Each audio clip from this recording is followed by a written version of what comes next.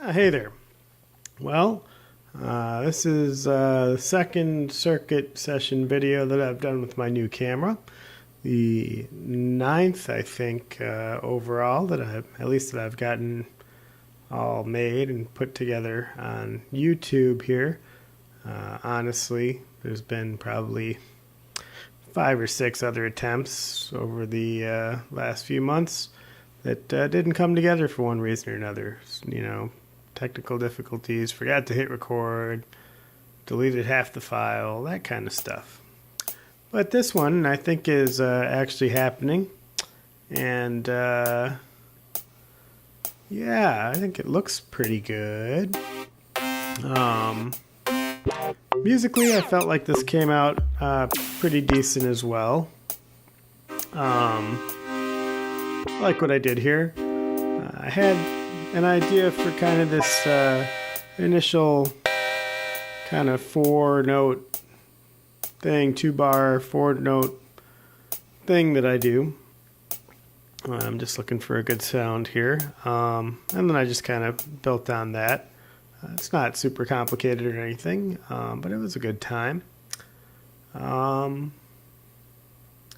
So I guess I should talk a bit about the fact that this may be my last circuit video, and why. I like the circuit. It's a neat little box. I've had a lot of fun with it. I've had it, I don't know, probably 6-8 months now, something like that. And it's neat. Actually, you know what? I probably had it even close to a year. And it's a neat little box. I've had a lot of good times with it. I love how portable it is. Great battery life and all that. The sound is decent, not amazing, but decent. Certainly good enough to play around with and get your ideas together. The interface is really interesting, innovative. So why am I saying this might be my last video? Well, because I finally broke down and ordered myself a Teenage Engineering OP1, which honestly is the machine that I've wanted all along, but I couldn't justify the price, and I don't know, somehow I managed to justify the price. Not a very good way, but I just talked myself into it somehow. So that's coming tomorrow, and I'm pretty freaking excited about that. And I don't know. I'm kind of thinking I probably don't need both a circuit and an OP1. I think for me at least, will serve very similar purposes, and I think the OP1 will really probably do a better job overall. It's just more powerful, does more, a lot more expensive too. That's why I didn't buy it in the first place. Circuit's still I think a great value, especially getting one used like I did. For whatever I paid for, I think maybe $250, something like that, $300. Totally worth it. But I'm thinking I'll probably try to put it on Craigslist and see if anybody wants it to help offset the cost of the OP1, which I just bought new. There's not much of a discount on used ones from what I've seen. And yeah, so probably start making OP1 videos, I'm assuming. And my kind of learning with the camera that I've done, the new camera that I've done on this video and the last video, and honestly the 3 videos in between that I tried to shoot and screwed up in one way or another. Hopefully that means I can make some OP1 videos pretty easily and have them come out looking pretty good, sounding pretty good, etc., etc. So here I think I'm finally just about set up, and then I realized that remembered that last time I thought like the audio levels were a little high. So in a second here, I'm actually going to pause the video and change the setting on the camera for the audio level, since as far as I can tell, you can't do that while you're recording. Fair enough. So I just put a little cut in here in between doing that. This is the 4-note theme here. That was the cut. 4-note theme that I just had in my head, right? It's just 4 notes. And that's really should be all it takes, really, to start your kind of process flowing. So here I just find some harmonies for those 4 notes, just kind of at random.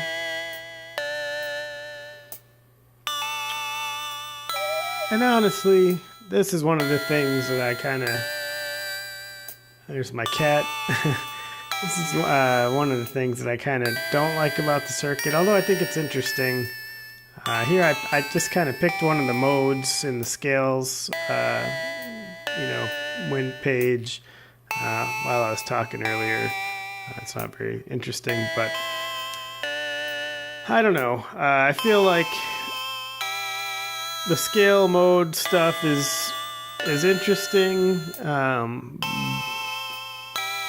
but at least for me, like, unpredictable, in that I feel like I'm guessing a lot about where notes might be and what notes might be available to me in each of these modes. Whereas if I had a normal keyboard, obviously I would just have all the notes in front of me.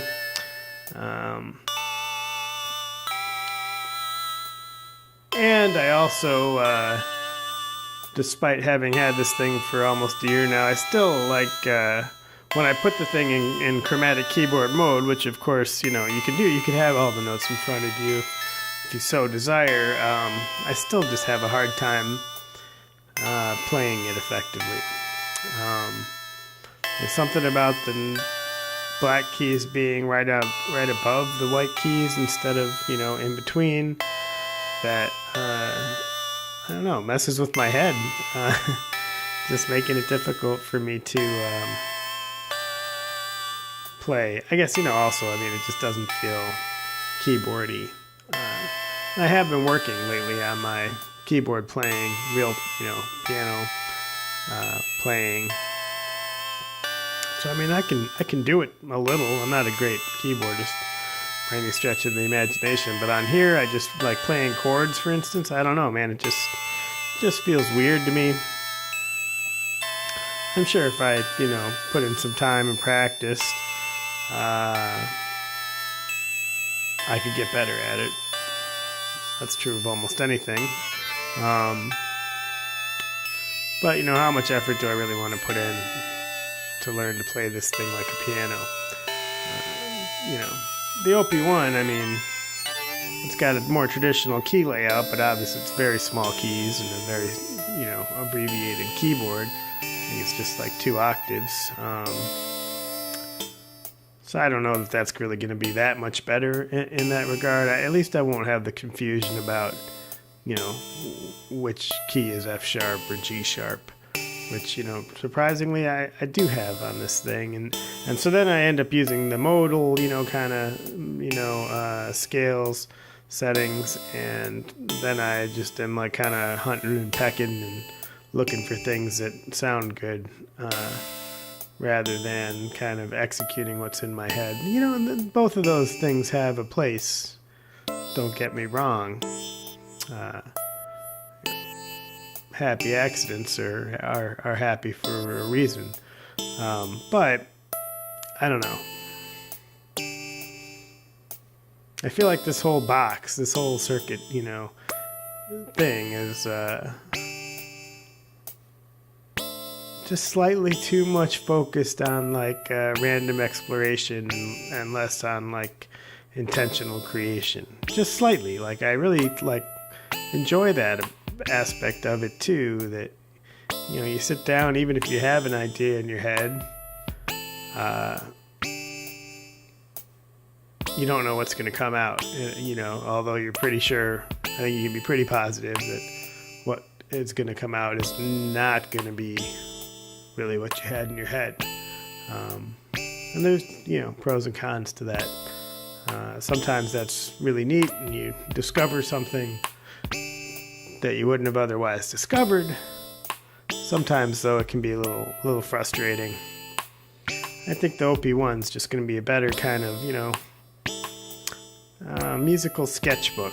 It's kind of, I want something that helps me explore and inspires me with new ideas and stuff as well. But I also want something that, I feel like, if I have a melody or a bass line or a rhythm or something, in my head, and I want to just capture it, that I'll be able to, quickly and easily. Sketchbook, and I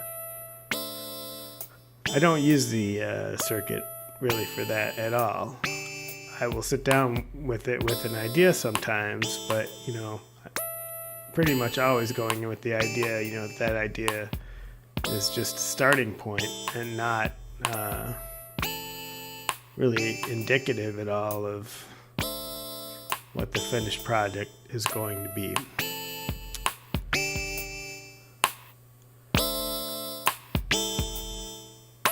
I guess I'm also getting a little tired of the sounds on the circuit, to be honest. I don't mean this to be a circuit bashing session. Really, I think I'm just talking it through here, using my YouTube audience as my therapist to justify having dropped almost $1,000 on a keyboard that looks like a little toy, but I'm not even sure how much I'm going to use. But I don't know. Circuit's a cool box, don't get me wrong. I've had a lot of fun with it.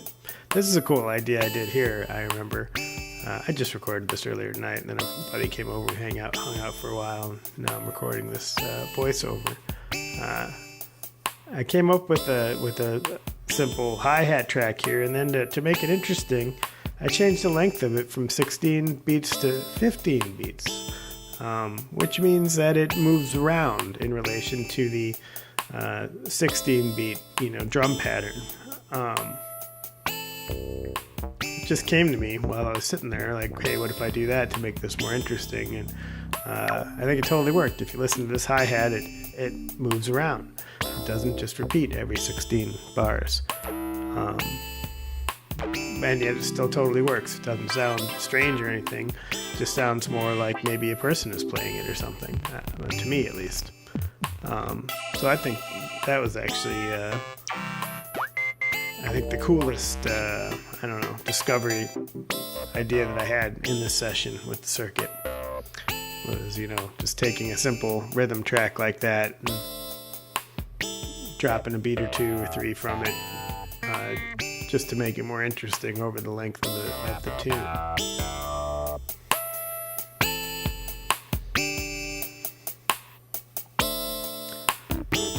That kind of keyboardy part that's on synth 2 is pretty close to the idea I had in my head. I didn't really have an idea for a bass line, so this is just me screwing around trying to find something I like.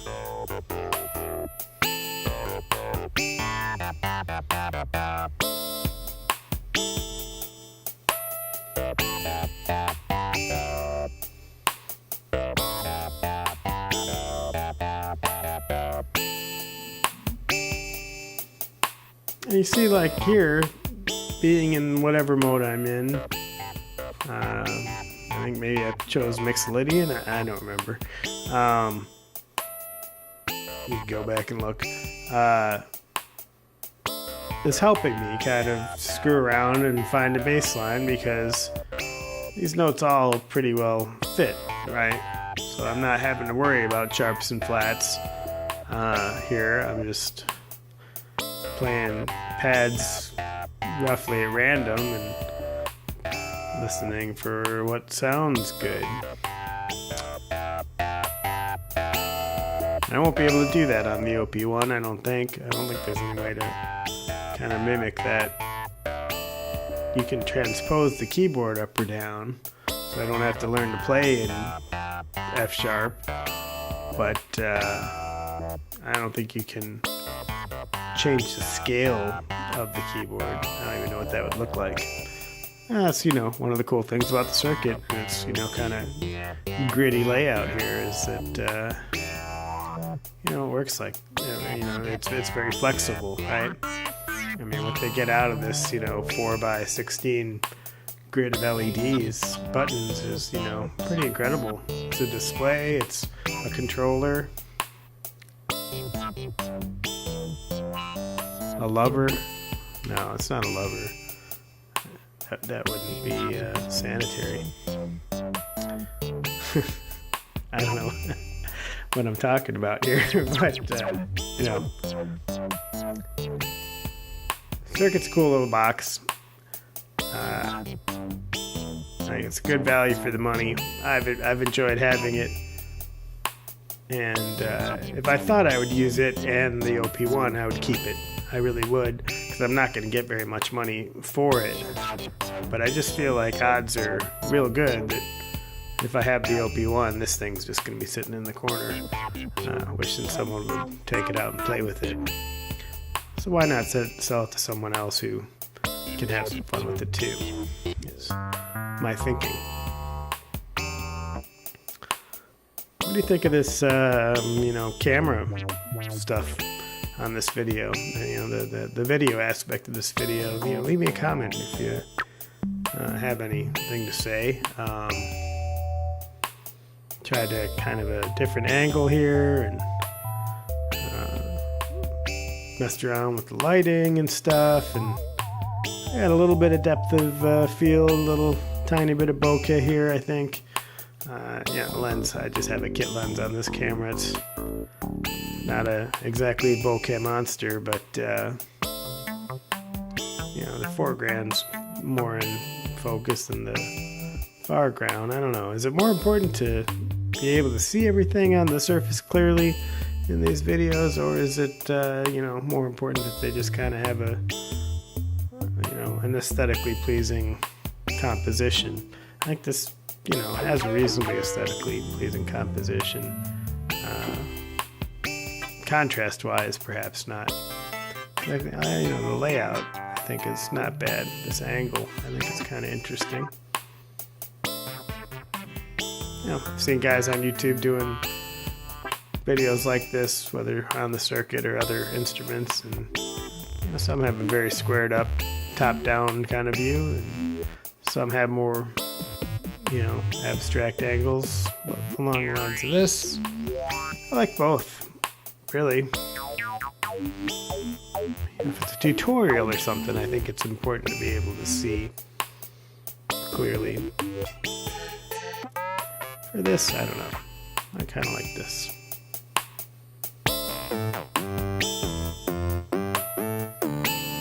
So, I came up with a little bass line that I thought was okay, and now I'm just trying to find a bass sound that I like. I don't love the bass sounds on the circuit. There's some cool ones, and obviously everything's tweakable, and really if you want to get into it, you can download the patch editor and make your own.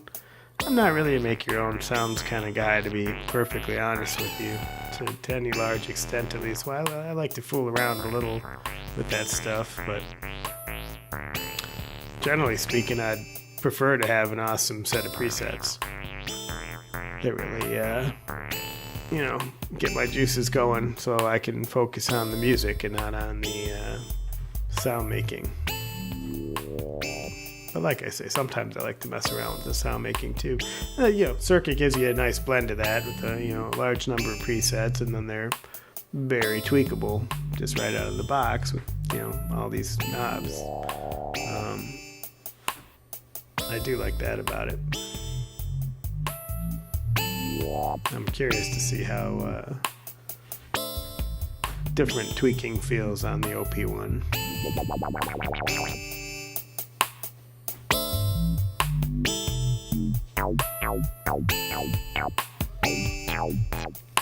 I find it hard to find bass sounds on here that just have a lot of oomph.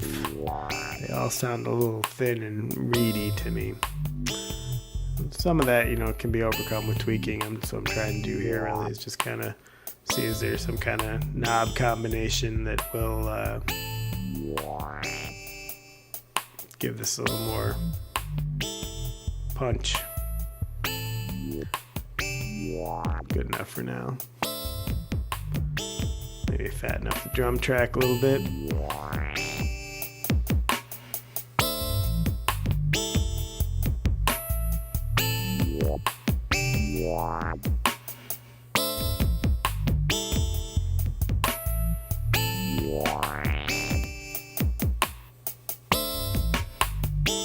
just kind of a chill, sort of introspective sounding thing. I'm editing this video on DaVinci Resolve 14, which came out recently. New version of the editing software I've been using since I started making these videos. It's free and it's really nice, and 14 adds some cool stuff, audio related in particular. That's pretty nice. But you know, you're supposed to be able to record audio into it directly for something like this voiceover, and I don't know, I spent about at least a half hour, 40 minutes on it tonight, and could not get it working. Like, I got it recording, but it was not recording my input. At one point it was recording hello, hello, hello, but I don't even remember like saying hello, hello, hello, and I'm like half wondering if that was some kind of debug code that was left in. I don't even know if it was my voice. It was weird. Here I'm looking, I was hoping there was like a conga or something in this drum kit. I think I still have that Terkith drum kit. He's a guy on YouTube who posted a pretty nice set of drum samples that I've been using for a while on here. And I thought there was some Latin something or other, congas or bongos or something, but I could not find it. Lots of toms and some sound effects. So I decided to go with cymbals instead. Sometimes you just gotta make do with what you got, you know?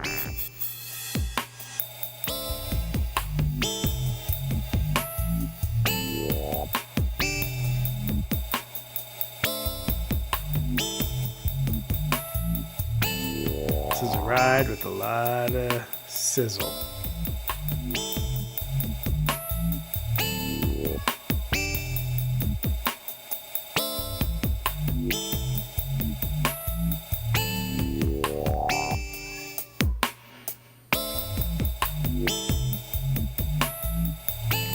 That, you know, simple 1, 2, 3, 4, 5, 6, 7, 8, 1, 2, 3, 4, 5, 6, 7, 8, right? No, I like this little groove. I think I didn't even put any swing on this. It's a slow tempo, like 67, I think we said it at the beginning. Getting close to the end here. You know, it's kind of a mellow out kind of groove, I think. This ride cymbal, whoops, knocked over my mic. This ride cymbal is also on that same track with the 15 steps instead of the 16 steps. So it moves around too. Really, it's just the accents moving around, since I think I recorded 16 steps. So there's no breaks moving around. Just tweaking the final mix a little bit. Mess around with some effects, see if we can fatten up the sound a little bit. A little reverb.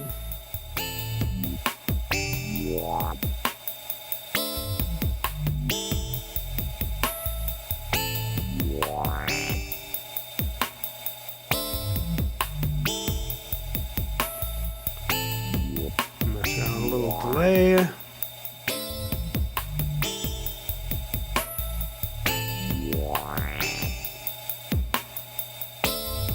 These delays down at the bottom here are so short they're almost more like choruses or flangers, and sound more like that than like delays. That's like the first one we really hear, you know, the slap back of the delay.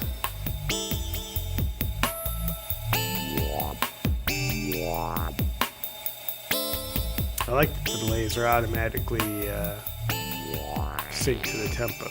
I almost always prefer a tempo sync delay. Well, that's it. I'm going to play it out here for you. Hope you enjoy it. Thanks for watching. Really appreciate your support, your views, and I don't know. May see you again on the circuit. May see you again next time on the OP1. We'll see how things go. Enjoy.